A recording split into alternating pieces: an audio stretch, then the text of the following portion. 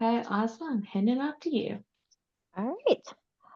Welcome, everyone, to August OSRBC Authors Chat. We're so glad that you were able to join us this evening. We have an exciting guest tonight. She is a USA Today bestselling author, a musician, and she has a new book coming out tomorrow. So we feel so lucky that she is here with us tonight to talk about her 2021 release, The Girl with Stars in Her Eyes, because she has been going nonstop preparing for tomorrow. So, with that, may I introduce the incredibly creative and multi talented Xio Axelrod. Oh, what a lovely introduction. Thank you so much. It's so nice to be here. So glad you're here. So I'm going to take advantage, do the flash of the book for everyone to Oh, see. nice. Yeah. So, um, but everyone who's new here this evening, we have Megan. Megan, if you want to wave your hand, acting as our moderator in the chat panel. So we do ask that everyone that's not in the panel keeps themselves on mute throughout the evening to aid in our recording quality. And then if you have questions, to please submit them in the chat panel. We'll be checking in with Megan throughout the night for her to ask your questions to Xio. So with that, let's get things started. We like to always kick things off with some icebreaker questions. These are just fun things to warm things up as people are still joining us and getting settled in before we start talking about the girl with stars in her eyes. Okay. So with that, I'm going to hand it over to Ozma for the first question. All right, let's go. So, if you had to pick a favorite main character from any romance series to be your book boy or girlfriend, who would you choose? Oof. Good grief. That's not an icebreaker question. That's like choose your favorite finger on your hand. Um, Man, I don't even know. Well, I mean, I think when I was a teenager, I went through. I'm a huge fan of Anne Rice. When I was a teenager, if you'd asked me that question, I would have said I would have wanted to travel with Lestat. Like I just wanted to like fly around the world with him and pretend like he didn't, drink people's blood or whatever. Just like the flying part and like the glamour of it. But I think now I don't know. I honestly don't know. We were just talking about Red, White, and Royal Blue. I think I would love to live in that universe for a bit, just as a respite from the hellscape that we're kind of living in right now. It'd be nice to have like, sane politicians. But I think being a fly on the wall with Henry and Alex and Nora and Pez and June, we miss you, June. Just hanging out with them and just, their antics that they got up to is pretty fun. That'd be kind of a fun thing to do. But I don't have like a one person, I think, that I would want to be with. There's too many. There's too many good books, too many good characters. So sorry. Completely fair. So we ask all our visiting authors this after the topic came up in one of our very first guest books. Do you have a chocolate drawer? I do not. I do not. I do not have like a huge sweet tooth. My husband does. Mr. X has a big sweet tooth, so we have to like put things in tiny parcels for him. Otherwise, he'll just keep we have candy jars like the apothecary style ones in the kitchen. If we pull that into the living room, he'll just keep eating until you take it away from me. He's like, I'm not feeling so great. I'm like, well, you've been eating that for half an hour. Maybe you should just like, move that way. But I go through like snack phases, so I will have chocolate every once in a while, but sometimes it's like roasted pecans or some random thing that I feel like peanut butter puffs. And it could be anything, but I don't have like anything in here that's like food related, which, yeah, makes me a little weird, I think, as a writer, because everyone I know has like a bowl of something in like their big coffee mug or I'm not that person. So, You're probably another little bit difficult question. If Okay. you could have a meal with any author from the past, who would you pick? Ooh. Hmm. With one author? These are not easy questions. um, wow. Well, also because I was just reading, but I think James Baldwin. But I would want it to be in the present just so that he could see everything that's going on now and get his take on everything. He's definitely one of them. Anne Rice, obviously, just because she was such a huge influence on me growing up, even before I knew that I wanted to be a writer. Her storytelling transported me to places that I wanted to go to, you know, in her writing. So yeah, there's probably like a dozen I could name, but those are two I can think of. okay. Which celebrity Chris is your favorite Chris for just lightheartedness? Evans.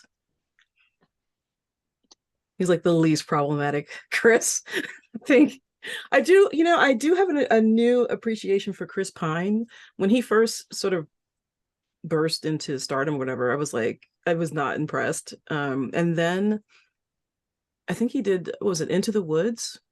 And I was like, oh my gosh, this guy can sing. And then he just did the Dungeons and Dragons film, which is, if you haven't seen it, like it sounds really silly and weird and like sort of throwaway unless you're into D&D, but it's really fun. Like you don't have to be into D&D to enjoy the film. It's like a really fun, like fantasy, comedy, action, like all rolled into one. And they don't take it seriously at all. It's a lot of cute moments in there. So It is a fun movie, definitely. yeah. If you were a shapeshifter, what would be your animal form? Something that could fly. I guess a bird. Maybe an owl. Yeah, I could be an owl. Yes, watch D&D. It's fun. Oh, if you had to be trapped in a house with 5 other authors, a hostage writers retreat of sorts, who would you want to be trapped with? Oh man, I think I've done this. Let me think. Okay. So I'd have to have Denny S. Bryce with me because she was the one who got me into this whole publishing thing, and she's really fun to be trapped anywhere with. She's just hilarious. And she'll bring all the good wine and order the good food. Wow. This is tough. You guys are not okay. Christopher Rice, just because he's Christopher Rice and he's sage and weird and funny and hilarious and just really sweet all at the same time.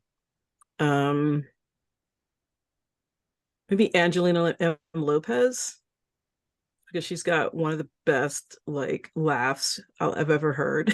she's an amazingly brilliant woman, but she's also like has this infectious laugh that I really love. Miss Beverly Jenkins, because she would just like school us all. And then I don't know, let's pick somebody random. Neil Gaiman. We'll say Neil Gaiman. Because it would be very random to have Neil Gaiman there. Okay, so do you remember the first romance book novel you read, or the one that actually got you hooked on romance? No, I remember the first one I read because it was in 2013. I didn't start reading romance until Denny convinced me that I had written one. And it was Tracy Brogan's Crazy Little Thing. It was Tracy Brogan's debut novel. And I think she won the Rita for first or best first book that year. But that was the first one. And then I read the first Black Dagger Brotherhood book. And then it was a book from Robin Covington, and I keep forgetting the name of it. But those were I read them all in the same week, but those were the first 3 that I read. That's a good selection to start with. Yeah. Well, she was like, I hadn't read romance, I kind of poo-pooed it because like, everyone has sort of like this stigma against it. And I certainly did, coming from like the sci-fi fantasy world. And then I read it and I was like, oh my God, this stuff is amazing. Like I've always loved I'm a shipper, I'm from fandom, so we all ship our couples. So I always gravitated towards the romantic pairings in anything that I read anyway. But for some reason, I think my mom's, paperbacks that she had on the shelf, the covers kind of like when I was a kid, I was like, oh, that's silly. And I just kept that in the back of my mind. So when Denny was like, hey, that's, that was the 80s or whatever, like, look at this, read some of these. And I started reading and I was like, man, you can write anything you want, any genre, any subgenre you can think of, any scenario, any pairing or triplet or whatever, and it still be romance, and I was like, you can have that and a happy ending? What? I can write vampires, I can write, shifters or whatever and still be happy ending. Oh my gosh. So yeah, I was really late. So I have a lot of catching up to do. Okay, so everyone's been waiting for this. So let's start talking about the Lillys and the girl with stars in her eyes. So Sure. sorry. Oh. All right, so readers can feel your love of the music industry when reading this book, but we were curious if you were able to rely on your experience in the music industry alone to provide the details in the book, or did you have to do any additional research? Oh, lots of research. A lot of my experiences in there, especially like stuff, the first scene when Tony's in the studio, I've run into situations like that. A lot of the stuff that I'm trying to have to get things straight because I have book 2 in my head now, so I have to remember what's in book 2 and what's in book 1. But a lot of the sort of venue issues that you run into, those are pulled from my experiences, just like the description of the back, that whole the electric unicorn is pulled straight out of my head. It's like a compilation of different places that I've played. There's so many places that are like that, where the floor is sticky and the back room is really like a storage room / there's a bathroom in the corner. Like, it's just sort of like, yeah, go ahead and put your stuff in there, and there's a couple of random chairs that they pulled from the dumpster somewhere that you can sit on. It's like really not a pleasant space, but it's like the green room. And then the rest of it, like, I never had a record label, but a lot of people that I know, including people in my family, have worked with record labels, so I could pull from their experiences and stories that they've told my whole life. So it's a bit of both. And then there was a lot of research into like how things are done now, because streaming has changed a lot of things. I've been looking into like how contracts work and things like that, so when I get further into their story, I can be more current. So something that our group discussed as we were reading was how we would categorize this book. Because in so many ways, Seb and Tony's romance is just one of many storylines that is following through. And we wanted to know, how much do you consider the book a romance versus a novel? Yeah, it's tough.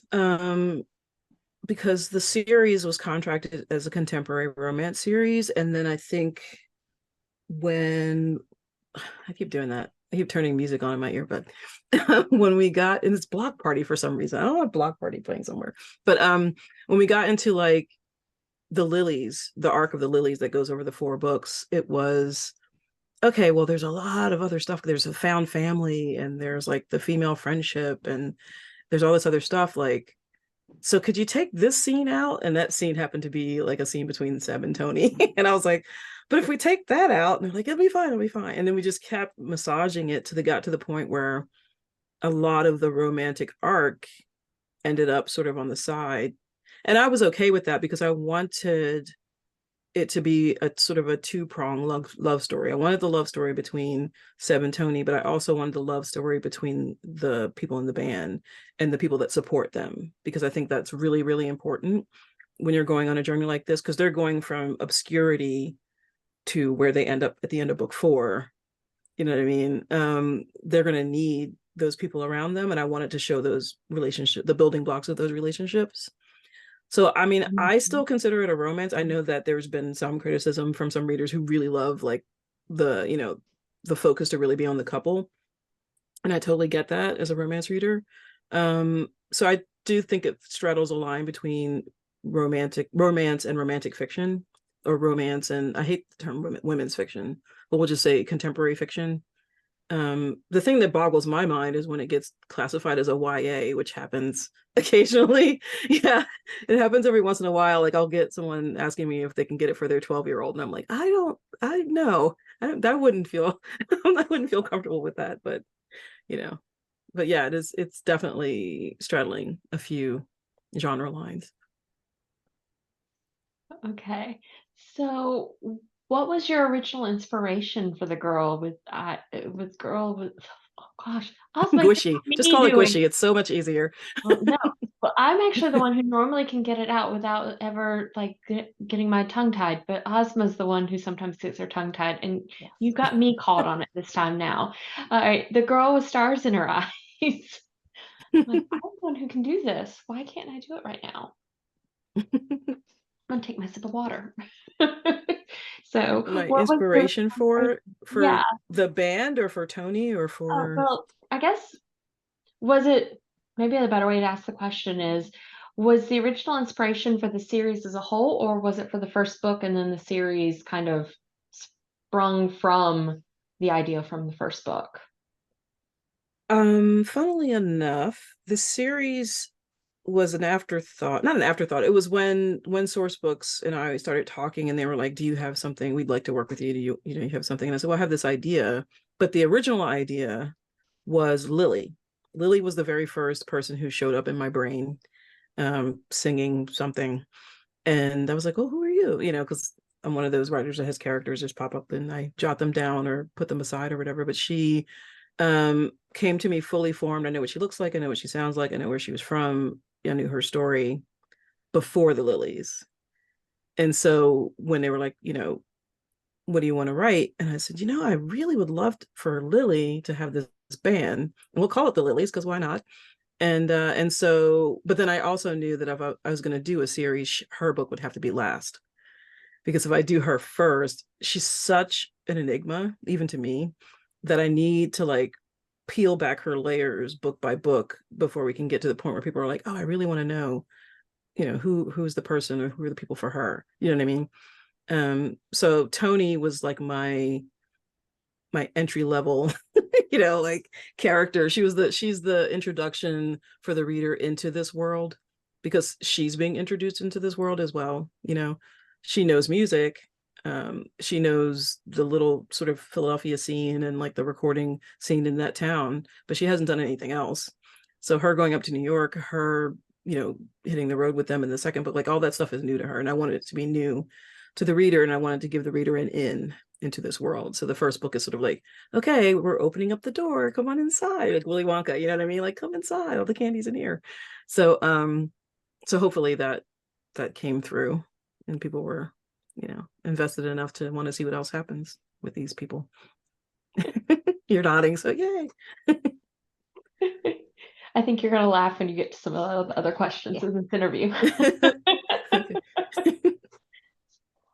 This book was unique from a lot of romances that our group has read.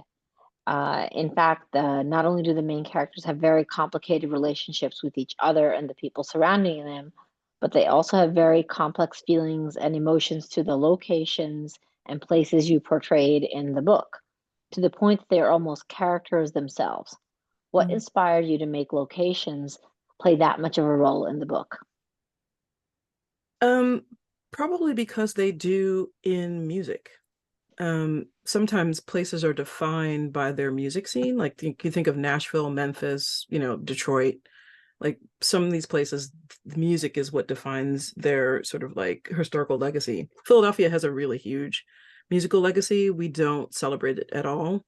And I set a lot of my books here because Philly people have this sort of like 1980s image of Philly as this like rundown, like uneducated, whatever place where people fight Santa Claus or something. It's like really strange.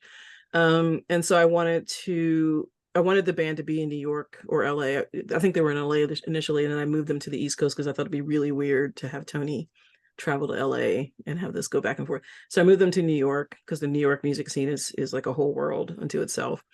And then I wanted them to end up here in Philadelphia because I wanted them to be sort of relieved of the pressure that can come with being in a big music city like New York or LA. Like there's a lot of like media pressure or like, whatever, just like all kinds of like eyes on you. Whereas here, everybody's a bit more chill. We don't have paparazzi chasing people down the street. You know what I mean? So, and Philadelphia has a very big personality. We have sub personalities in our music scene. Like I live in South Philadelphia. There's a scene here. There's a scene in West Philadelphia. Those people never come down here. Like there's a whole, like, there's like all these little pockets, and it's the same in any music city. So I wanted to make it a character. I wanted to make these locations a character in the book because it lends personality to the music and to the band themselves and how they, navigate through the scene and through the world.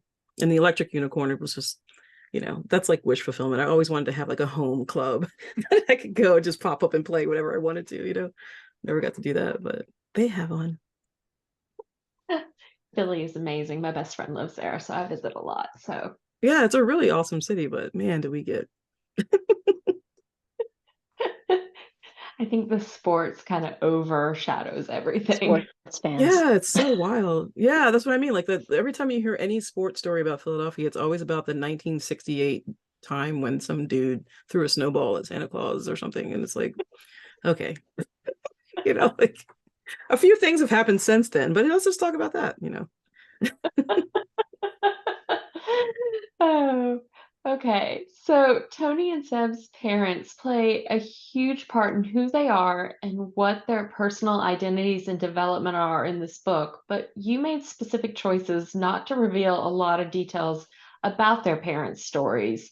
How did you decide what details you were going to tell about their past and what you were going to leave undisclosed?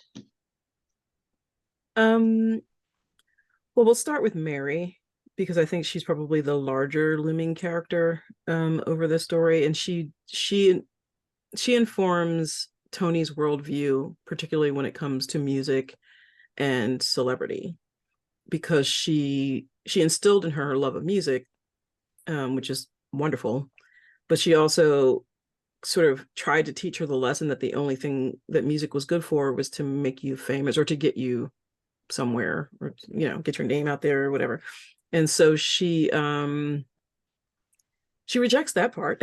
She's like, if you can abandon your 12-year-old child and you can, kind of like pretend I'm not your daughter, you know what I mean? Like, she's like, don't call me mom in public. I mean, the whole thing, Tony, as young as she was like, this can't be how other kids are living. You know what I mean? So she's like, yeah, I love music. It's definitely part of me and who I want to be, but there's got to be another path. So she carves this other path. And that's largely because of Mary and the way that Mary lived her life. And then Mo, we find out sort of a little bit. There's a lot of huge backstory with Mo and Mary. And someone asked me if I was going to write like a novella or something, and I might have to because it is kind of, but it can't be a romance because they're not together. So I have to figure out maybe like a newsletter thing or something. But you do sort of get the hint that he has a relationship with music as well that maybe he walked away from,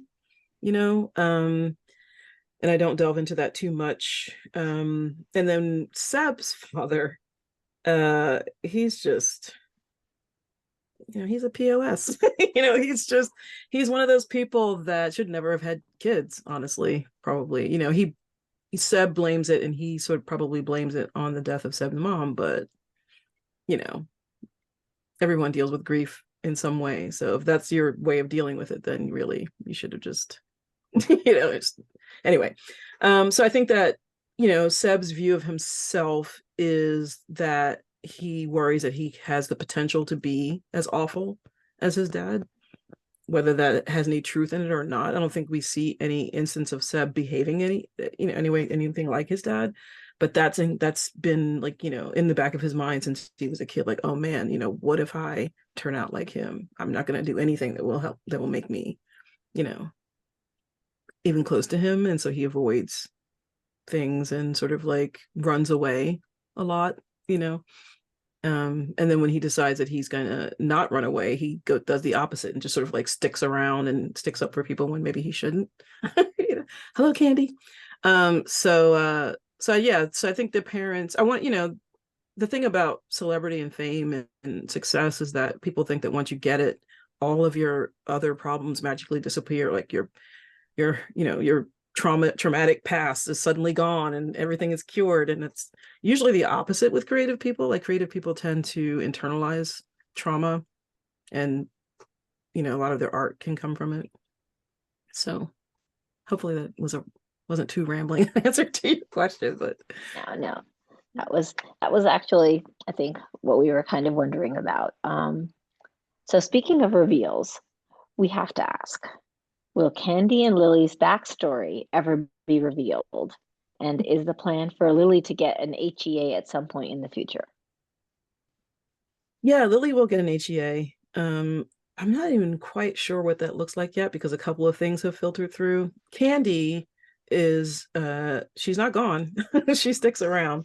She's very much in book 2. And she's still an antagonist. She just hasn't learned a lesson yet. And I don't know that I want to teach her a lesson.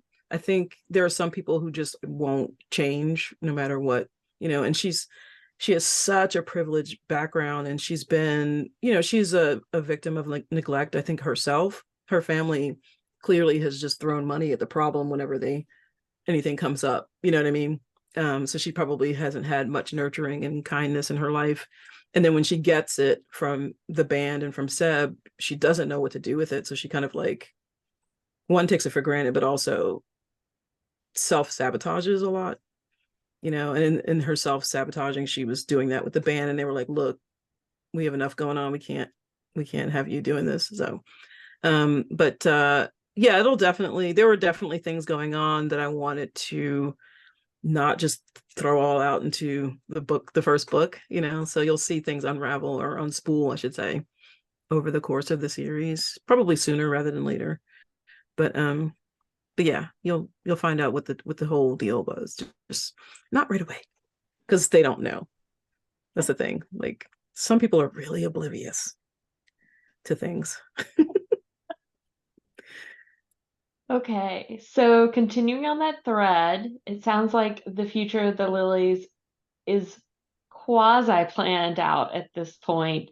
And we've seen the reveal of the cover for Girls with Bad Reputations. Yes, here it is. Which is beautiful. We love. So pretty. It's coming out in So cool. February. What are you Yeah. allowed to tell us? And we know there's going to be 4 books in this series. Yes. Yes, 4 books. So book 2 is Kayla, drummer. And let's see, what can I tell you? Kayla is the daughter of 2 academics. Her mother is the more successful of the pair, and she has put enormous pressure on Kayla to be like her. She doesn't have a lot of respect for the world that Kayla is in. And she, as a child, she kept pushing her the other way, to the point where Kayla kind of snapped and went back the other way, and was like, this is not me. And so they don't get along great. Let's just put it that way. Kayla's love interest is one of my favorite characters that I've ever written. Excuse me. And my editor was like, oh my gosh, I love him so much. His name is Ty. And he takes a job driving the tour bus for the Lillys because he loves to read, and he wants to read a lot. So he can listen to audiobooks while he's driving. And then when they're parked somewhere doing whatever, like, he doesn't even get out of the bus a couple of times because he just wants to sit and read until they get to know each other. And but yeah, he's a bookworm, and they sort of bond over books a little bit. Because, again, daughter of an academic, she grew up reading a lot, and she loves to read as well. So they are adorable. I do talk a lot about gender roles in this book, a little bit of like gender fluidity. And then they're on their first tour. This is the festival tour that we talk about, or they touch on at the end of the first book. And so they get to like experience being on the road, which can be, trying for a group of people who don't spend a lot of time together, don't sleep next to each other and eat together and stuff like that. That's like when bands can, make it or break it, is when you're on a tour bus together. So they get to experience that. There's a lot of firsts in the second book. So, but yeah, there's some heavy issues, but I try not to like make it an issue heavy book, if that makes sense. It touches on a lot of things, but I think at the core of it, there is a really huge romance between Kayla and Ty, and then there's a lot of like relationship development between the members of the band, because even when you meet them in book 1, they haven't been together that long. So they know each other, but they don't know like the nitty-gritty down and dirty stuff. And so they're starting to get to that in book 2. So things happen.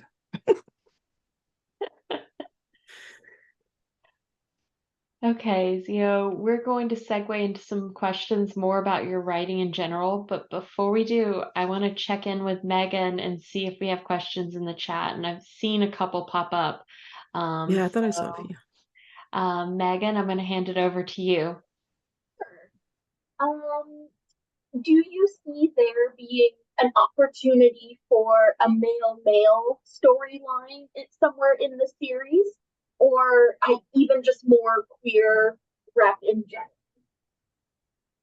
Yeah, I mean, it's a very queer series. I really want to write a novella for Jordan because I love him so much, and he's such an amazing character. He kind of came out of nowhere. I had no idea where this dude came from. Like their attorney was someone completely different, and then Seb was like, "Well, I have this best friend." I was like, "Really?" He's like, "Yeah, and he's British." I'm like, "Really?" He's like, "Yeah, and he's an attorney." And I was like, "Oh, okay, let's just put him in there." So maybe I'll talk to Sourcebooks and see what they'll let me do, but I would really love to do that. In book 2, like I said, I talk a lot about gender fluidity and gender roles. Ty is pansexual, and there's a little bit of chat between them about being demi. Book 3, I don't want to say too much about, but yeah, I think as the series goes on, it becomes more and more queer, which I love. So I'm curious to see like how if readers will continue on the ride, because sometimes when you're like reading a book and you don't read queer fiction, you're kind of like, oh, okay, and then you get the next book and you're like, oh, okay, we're really going in, right? So yeah, so we'll see. But yeah, I would love to write an MM for Jordan, and yeah, it's all gonna be super rainbowy. And then Anissa would like to know, who is your favorite band that you've seen in concert, and where was the concert at? Like what city? Oh my gosh, I've seen like 600 shows. Oh my gosh. Like, not even kidding. I was talking about this the other day. So one of the best concerts or best bands I've seen live is Mute Math. And they are not together anymore, which really bums me out. But they were such incredibly talented musicians that they would switch instruments in the middle of a song. Like the keyboardist would pick up the guitar, and then the guitarist would go to the drums, and the drummer would go. I mean, it was amazing. They did this every show, and it was like everyone would wait for this moment where they would do this song. It was like an instrumental song. But they were just incredible musicians, and Paul Meany is an incredible songwriter.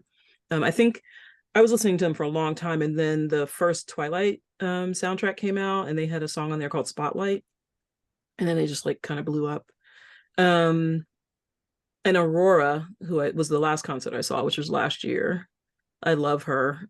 She is absolutely magical and not of this world. So if you haven't listened to her, check her out. She's amazing. I've been listening to a lot of Norwegian music for the last few years just because, obsessed. But yeah, I mean, it's hard to say my favorite concert. I've seen so many good shows. A lot of rock shows because that's my jam. So. And then finally, what draws you to the theme of toxic blood families? I hate the notion that just because someone is blood, you have to do whatever for them or with them, or I hate that. I think that's like toxic notion to me, that someone can be harmful to you, do all kinds of things to you, and you still have to sort of accept them because you guys have share DNA. Like I don't buy into that at all. I think especially like in the queer community, found family can be a much stronger bond, But even just like in the creative community, like artists understand other artists more than non-artists. You know what I mean? Non-creative people just kind of don't get it sometimes. And you're trying to like express yourself, and they're like, put that silly thing away and get a real job. And you're like, okay, I need to find people who understand the language that I'm speaking. You know what I mean? So I think found family will always be a theme in my books, just because I think that it's super important to get with the people who are going to support you and not just settle. Yeah, 100%. No, that makes total sense. Okay, so that was all we have right now, but we're going to be checking in with me a few more times. So if you guys have any questions while we're going, definitely put them in the chat. Okay, so let's start with the writing questions. When you think about yourself, do you consider yourself an artist, a musician, or a writer first?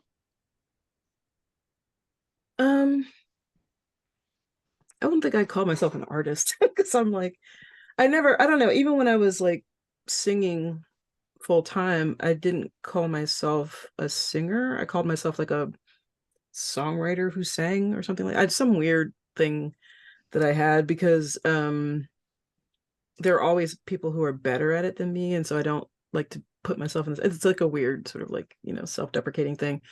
I think I've always been a writer, whether I was writing, lyrics or poetry or fiction or fan fiction or whatever it is. That's probably where I would land. Even if I wasn't publishing at this point, I think I would still call myself a writer because I'm always writing.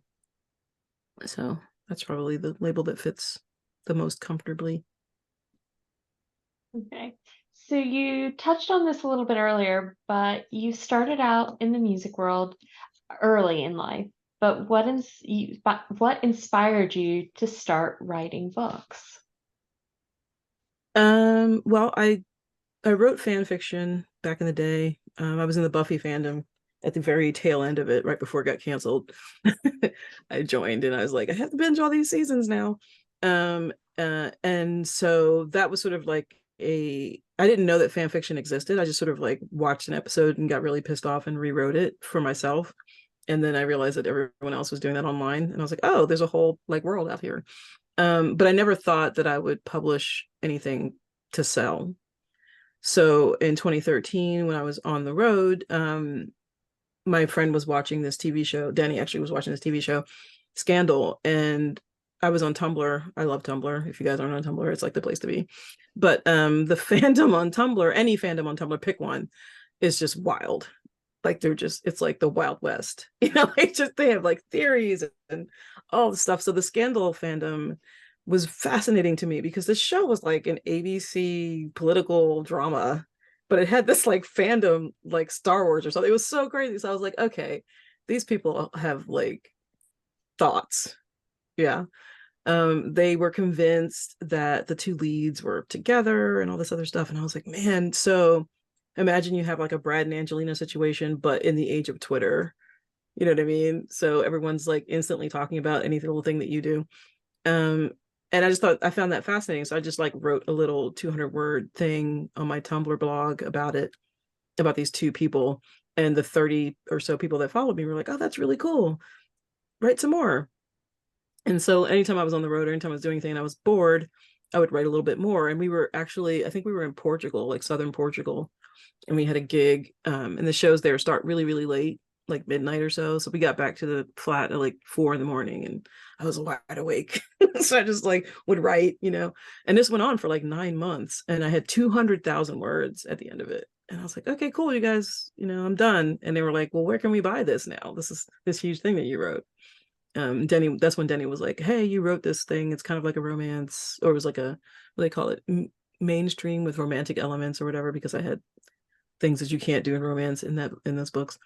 And so she was like, come to this conference with me and see if you can publish it. And I was like, not really books, what? And so that really, I sort of stumbled into it after writing this thing and realizing that people wanted to pay to read a story that I wrote. And I was like, well, okay, I can do that on the side. So here we are 10 years later. And, my last concert was in January of 2020. So I think I've made the transition over to this. But I still, hope to do both. It's just that the pandemic kind of put a quash on everything. But yeah, so it was really accidental, the book thing. But I like it. Dude, I think I'll stay. We hope you do too. So speaking of writing, for when you are writing, what comes first, your characters or the story? Character, I can't do story without character. The characters will come to me as people, and then I get like, oh, I wonder what their story is, or they'll just come with a story. Like, hey, sit down, let me tell you my story. Usually it's like a what if. I get a lot of my inspiration watching other things, either listening to a lyric or watching a film, and there'll be like some character that comes in one scene, it has like one line, and they leave. I'm like, oh, they were interesting. What's their story? You know what I mean? Like I'll get like a squirrel, and so it sort of comes part and parcel, sometimes it takes a while, like with Lily, for me to figure out what the full story is, but there's always some like hook that'll get me with the character. So what does Xio Axelrod's writing process look like? Or if someone, if you had to talk about like, today I'm going to sit down and like start working on book 3, what would that process look like?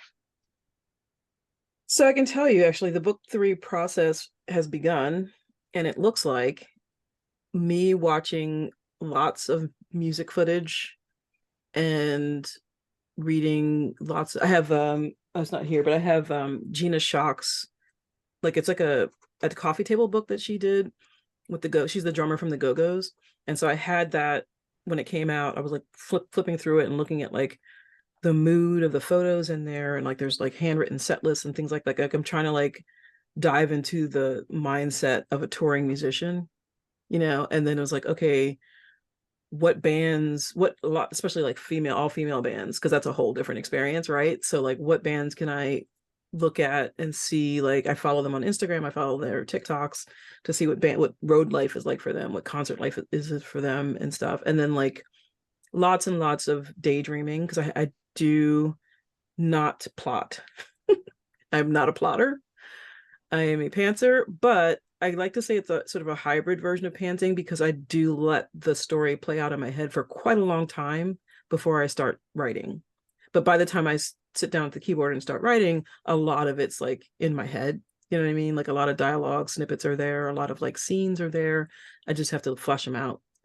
So it's already begun, because Tiff was very, very loud. Tiff's book is book 3, and she was very loud in book 2, like very loud. I was like, chill. Let's just hold on for just a second.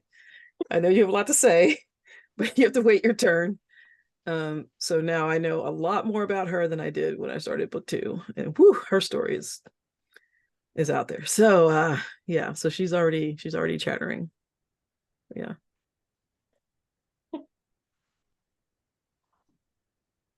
What is the best way to fight writer's block?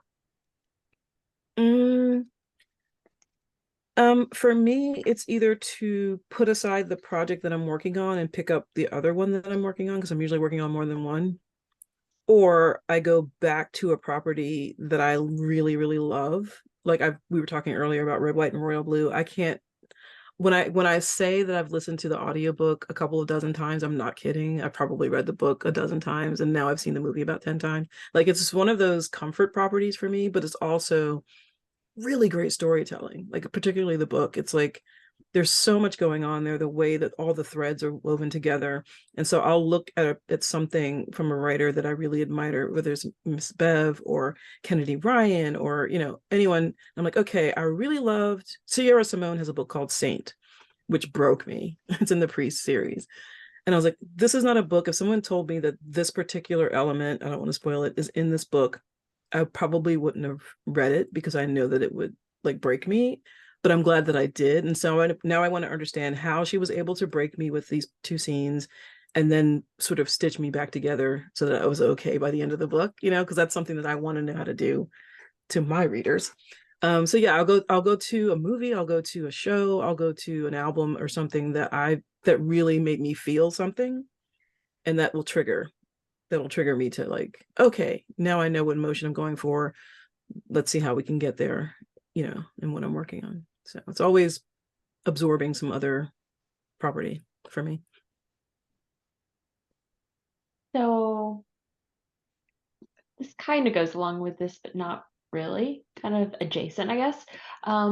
We know that you've created playlists that go along with some of your books, but do you ever make playlists for the books that you read that you would play as you're reading? It's funny. When I did an event with Katie Robert on Monday, and we always talk about music. I've known Katie now for 10 years, and every time we talk, it's always about music, because I'm like, what are you listening to? I'm like, I was reading Cruel Seduction, and I thought of this. We were talking about Nine Inch Nails. This With Teeth album from Nine Inch Nails would go really great with this book. And she's like, oh, they were like, oh my God, yeah, let me listen to that. They're really intrigued. Like some of the authors that I've known for a while, who know how involved I am with music, will be like, so what song do you have that would make me think of this mood or put me in this mood? And I'll be like, well, how about this?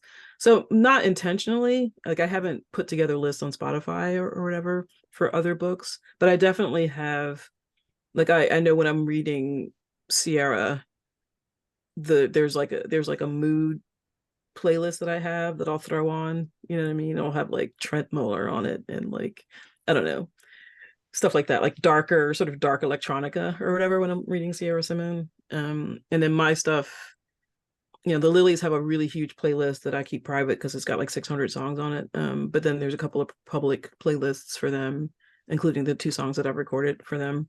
But I'm always adding to all of those things, But putting together a playlist for someone else's book, that might be kind of fun. I might have to do that.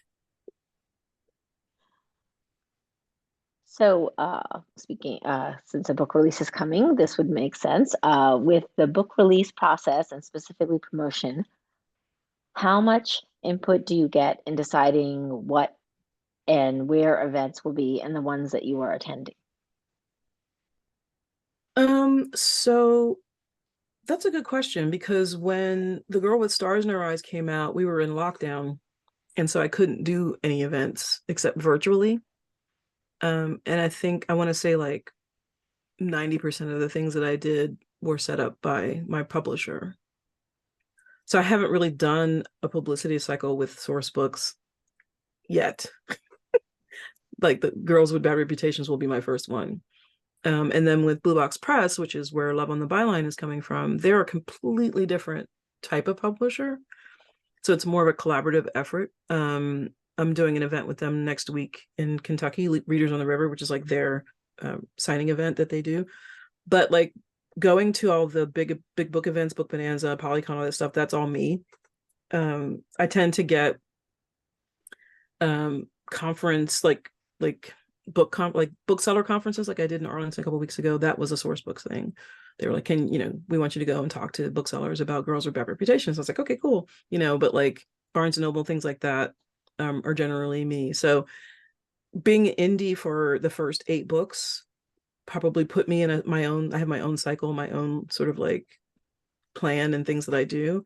And then having like a publishing partner, like a Source Books or Blue Box Press, we sort of just augment each other. You know what I mean? Like obviously Source Books has way more reach, than me. Like I can't call up a bookstore in Colorado and be like, hey, I'm coming out. You know what I mean? So like I'm sure that when the book tour stuff gets put together for Girls with Bad Reputations, it'll be like them leading that because I just don't have, the connections there. But for the book that's coming out tomorrow, a lot of the events or stuff that, that I've put together, that I've reached out and said, hey, I'd love to come, and talk about my new book. And fortunately, people say yes and not slam the door in my face. So let's, we'll see how that goes. But yeah, it's a bit collaborative. Short answer. So on the topic of books coming out, you've been busy promoting Love on the Byline.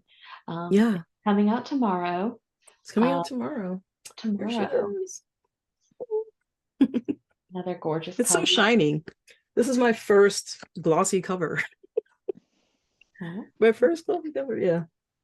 Yeah, it's coming out tomorrow.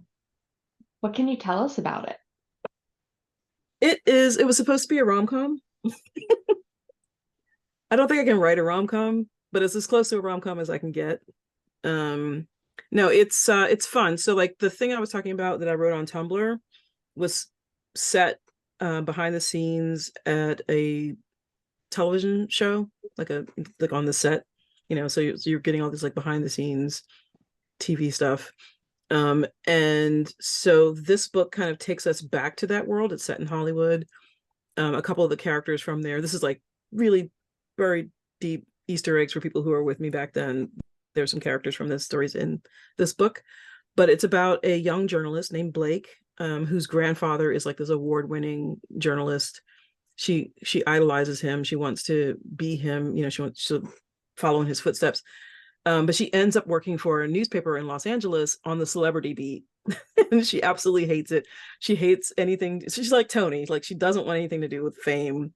She wants to tell real stories and like, be like a like a hard-nosed journalist, but she keeps like having to chase down people for celebrity gossip for her editor and stuff. And so he throws her a bone. He's like, okay, look, I know that you hate this, obviously, because you tell me every time I give you an assignment. So here's a thing. You can go in and do an in-depth, interview with this up-and-coming actor. He's getting really big. Do this thing, and then we'll see if we can get you off of this beat that you hate. And so she agrees to do this, and then finds out that the guy that she has to interview is someone she went to college with, that she had a huge like falling out with. And his best friend, who his executive assistant, was her college crush. So they never actually dated in college, but they definitely almost dated. And the guy that she's interviewing, his name is Bran. Her love interest name is Ollie. Bran is the reason why they didn't date, because she kind of sort of judged, you know how you judge someone by the company they keep. So she should have judged Ollie because he was best friends with Bran. She's like, well, if you can be best friends with a guy like that, maybe you're not the guy I should be seeing. And so that ends that track. And then, they come back into each other's lives. They're older, they're wiser. He's a aspiring screenwriter. She's trying to make her way as a journalist, and they're stuck. It's sort of like forced proximity, workplace, second chance. I mean, there's a bunch of stuff. I like to throw my genres and my tropes in a blender and sort of like mix them up. So there's a lot going on here, but it's a lot of fun. Lots of slow burn. I used to call it unresolved sexual tension in fanfic. So that's one of my favorite things. Like the tension is all there. They're dancing around each other for a lot, and then when it snaps, it snaps. But yeah, it was a lot of fun to write. It was a lot of fun to revisit Hollywood and poke fun at that world, and also show the human side of it. I like to show the human side of fame and celebrity, in both the Lillys series and in this one. So yeah, tomorrow.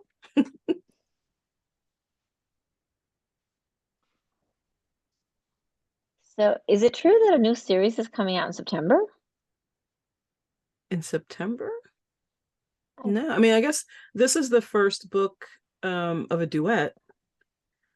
So maybe that's what I did see someone say, that something about a series, but I think they were talking about that because there are 2 books in this little mini series, I guess. And this is the first of the 2. Yeah. Yeah, we got submitted then that, and I was like, I'm not sure where this goes, but it got submitted in. We have to ask it. So if there's something out there floating we don't know about, so we'll ask. Surprise, another book. No. This is the Plays and Players duet. But it just says Plays and Players novel on the front.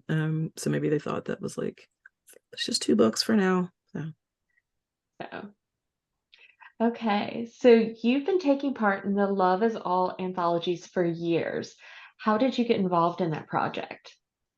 It's actually my project. I started that 6 years ago now. This was volume 6, because I wanted to raise money. Initially, it was for the Trevor Project, and they were really cool. They were like, "This is amazing, but you can't use our name because we're writing adult stories." And I was like, "Yeah, of course, that makes total sense." So every year we picked different beneficiaries, and then every year it seems like things get worse and worse for queer rights.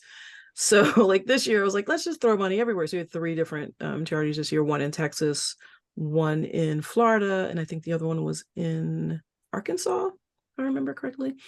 But I wanted to celebrate Pride Month, write some really fun stuff, just, sort of relax, because it's a weird time of year for releases.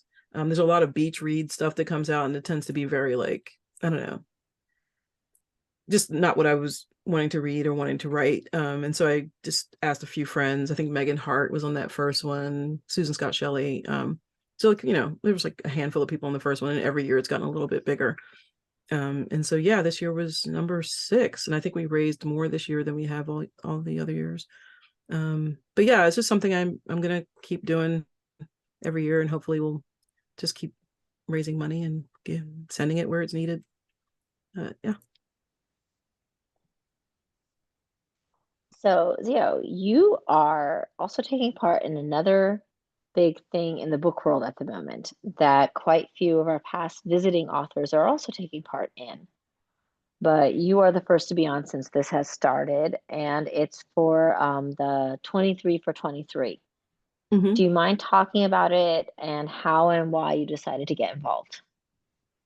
It was Nisha and Adriana who had reached out to me when we were all heading out to Steamy um earlier this month. It was because Steamy Lit, for those of you who don't know, Steamy Lit Con was a new readers event that launched this year, just a couple weeks ago in Anaheim.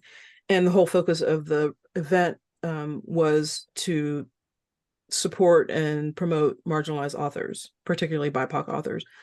And because a lot of times you go to these events, I've been to a lot of events in the last 10 years, and quite a few of them I could be like one of two, people of color there, or authors of color, I should say, there. And so you sort of feel there's been some strange interactions with readers where they either don't know how to interact with you, or they don't want to interact with you, or whatever. So it was really nice to be in a space where you were not an outlier, um, and they invited a lot of book influencers from Instagram and TikTok to a soiree, like a little cocktail hour, one of the nights there, just to sort of like introduce them to the initiative, which is to read 23 books by BIPOC authors in 2023.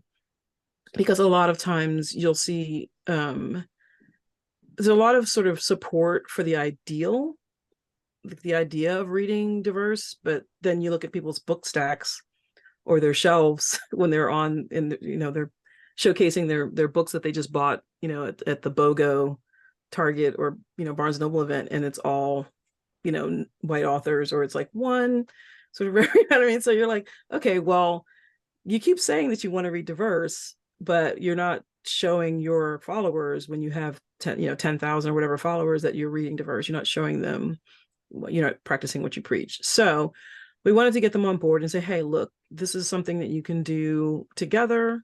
You can help each other discover books or authors that you haven't read. You can help your followers, and you can really do a service to all of us here who are trying to make it in a world where, if you're not trending on TikTok, if you're not trending on Instagram, if you're not trending on what used to be Twitter, you're not getting the support from your publisher. You're not getting support in sales, and you keep seeing the same people over and over again in these features. You know what I mean? And then they end up in a New York Times article, or on some news segment or something like that, and it's like, oh, that's great for them. They're really lovely people, but it'd be really nice if it was someone else.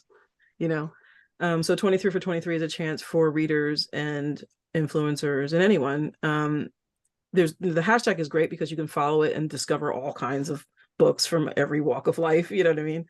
And it's just, I think it's weird when you don't read different. Like, I don't understand how people read the same type of book over and over again. Like, I read diverse. It's just, I don't know how not to read diverse. You know what I mean? Like, it's so innate. So I don't, hopefully that this will become more innate for others, and that they won't feel like, oh, I'm ticking a box, or it's a chore, or I'm just fulfilling some sort of like, social media promise. That it's just, oh, there's a new book out by this author that I really like, or there's a new book out with a trope and a coupling that I really like, and I've never read this author, but it sounds really great, and the cover is gorgeous, or whatever. You know what I mean? Like, that would be really nice if we could get to that world. So this is a small step towards that. I'm hoping that in a year or 2 or 5 or whatever it is, we won't have to keep having these same conversations. But until we do, 23 for 23. Yeah. And I step off my soapbox now. Okay. Thanks for being willing to get on the soapbox. No problem. No problem. So Xio, we're going to end the evening with rapid fire questions. But before we do that, boy. Okay.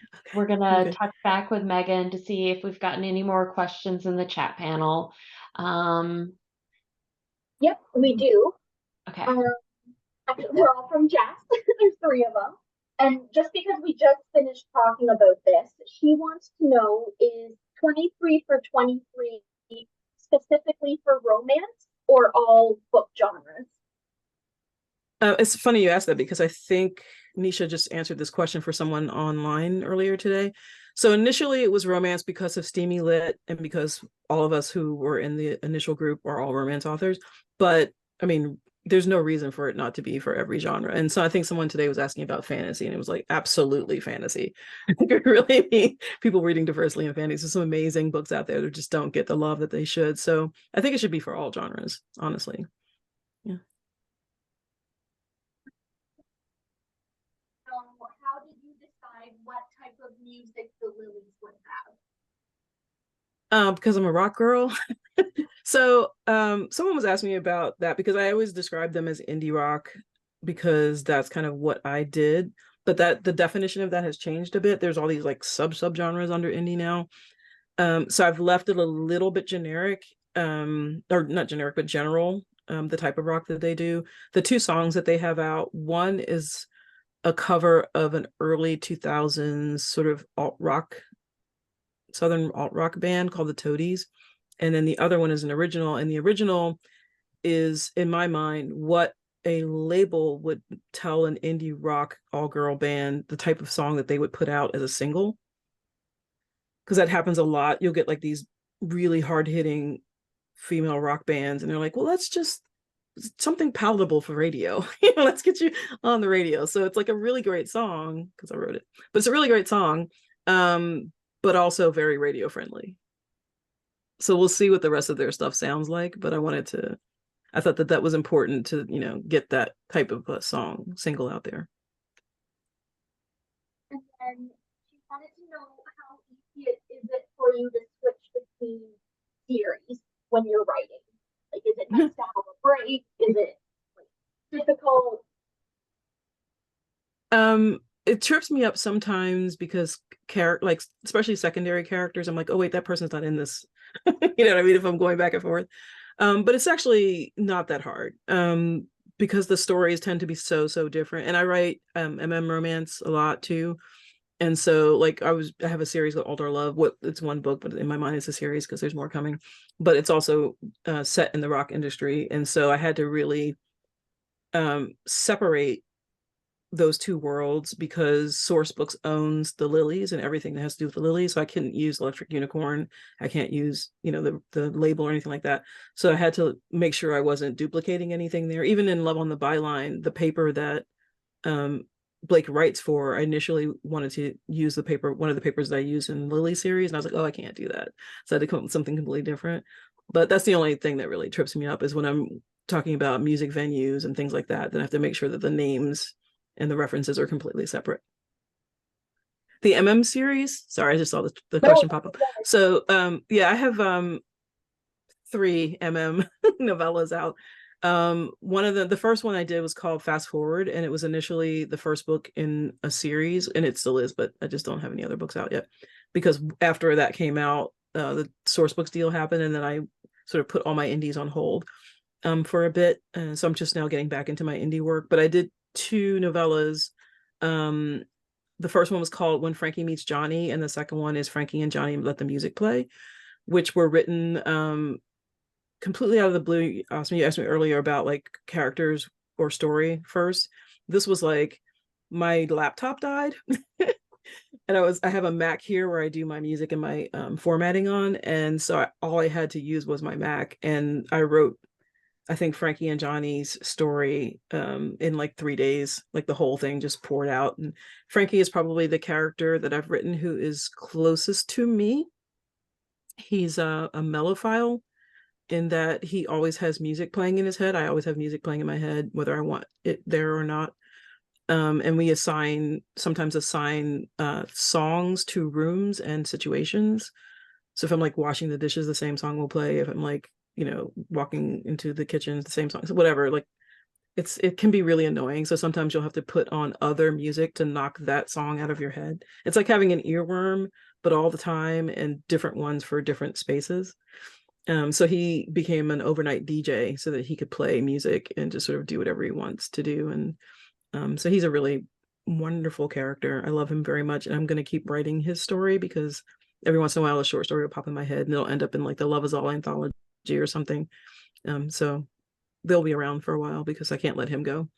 But I forget what the original question was, but yeah, so like writing like series like that is completely different than the Lillys or Plays and Players. So I can keep them separate as long as I get like business entities and things like that, separate. I'm okay. Okay, I think we're gonna have one more check-in with me at the end of the night. So again, you'll have another chance to pop questions in the chat if you think of anything while we're going. Okay. That's right. So after our rapid fire, we are going to check back in with Megan. So, Xio, these last questions are what we call rapid fire. They're just what they sound like, quick round robin style, whatever pops in your head, just say it, and then we move on to the next one. So with that, favorite liquid fuel while riding? PG Tips. It's a black English tea. If you could only have one streaming service, which would it be? Are we talking video or music? Or does it matter? Either Doesn't or. matter. Which one is Heartstopper on? Netflix? So I guess it would have to be Netflix. I can't live without Heartstopper. Okay. Early bird or night owl? I'm a night owl. Yeah. Paper, or audio? Audio.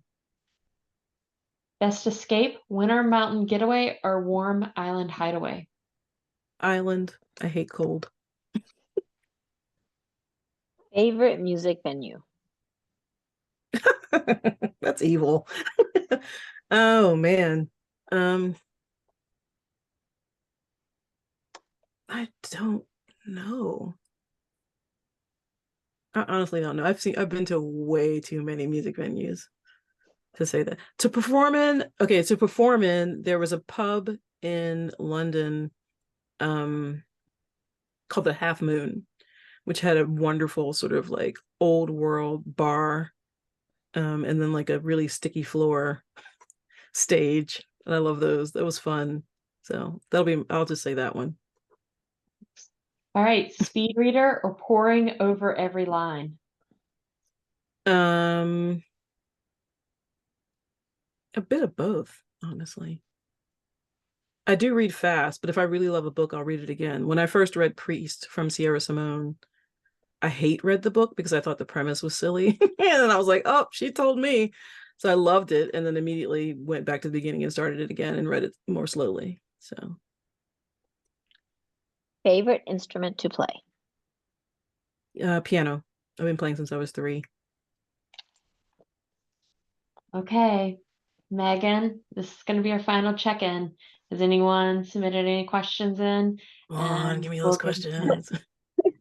No, nothing new in the chat. Okay, we'll give everybody a few more minutes to submit stuff in.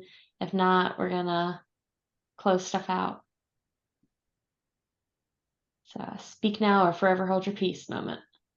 Thank you. I mean, I answer like 9 questions for everyone that's asked, so I can understand why no one has any more questions.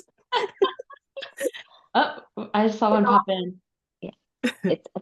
I think Anissa asked, are you ready for Readers on the River? I am. I'm excited because that's pretty much the launch for Love on the Byline. Because last year when I was there, I had the Girl with Stars in Her Eyes, but like no one, I mean, they kind of knew who I was, but no one was like, oh, that's so cute, you're here. Like this year I have a book. so hopefully people will be like, can I get your book? Now people were really lovely, but they were like, welcome to the family person who has no books with these people. So it'll be really nice to actually feel like I'm part of the 1001 Dark Nights Blue Box Press family because they're amazing and lovely. So I have something now there. Okay. Well, I want to thank everyone for joining us tonight and just a huge thank you to you, Zero. It's just been amazing to spend the evening with you and to spend August reading The Girl with Stars in Her Eyes. We hope you have the best release day tomorrow. And we just encourage everyone to go check out Love on the Byline. If you order it now, you only have a tiny wait until midnight for the ebook releases. I'm looking at the clock. I'm like, oh, it's like under 2 hours here on the East Coast. So no sleep for me tonight. So thank you so much. Thank Thanks for having me. This was fun. I'm glad.